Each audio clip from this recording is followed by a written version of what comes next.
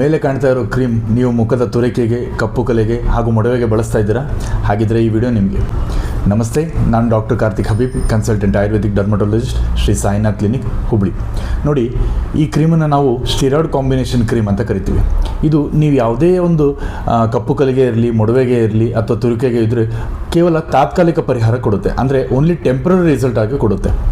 ಹಾಗೂ ಇದನ್ನು ದೀರ್ಘಕಾಲವಾಗಿ ಅಂದರೆ ರೆಗ್ಯುಲರಾಗಿ ಯೂಸ್ ಮಾಡೋದ್ರಿಂದ ನಿಮ್ಮ ಚರ್ಮ, ಮುಖದ ಚರ್ಮ ಅಥವಾ ನೀವು ಯಾವುದೇ ಜಾಗದಲ್ಲಿ ಹಚ್ಕೊಂಡ್ರೂ ಆ ಚರ್ಮ ತೆಳುವಾಗುತ್ತೆ. ಇದನ್ನು ನಾವು ಮೆಡಿಕಲ್ ಟರ್ಮಲ್ಲಿ ಸ್ಕಿನ್ ಅಟ್ರೋಪಿ ಅಥವಾ ಸ್ಕಿನ್ ಥಿನ್ನಿಂಗ್ ಅಂತ ಕರಿತೀವಿ.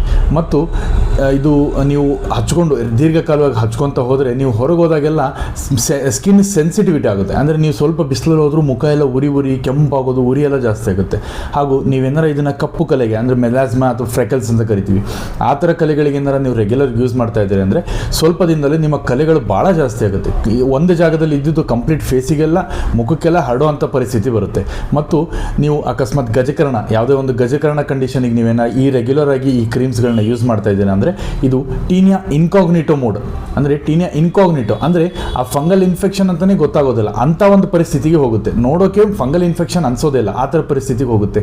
ಮತ್ತು ನಿಮ್ಮ ಚರ್ಮ ಈ ಕ್ರೀಮ್ಗೆ ಸಂಪೂರ್ಣವಾಗಿ ಅಡಿಕ್ಟ್ ಆಗಿಬಿಡುತ್ತೆ.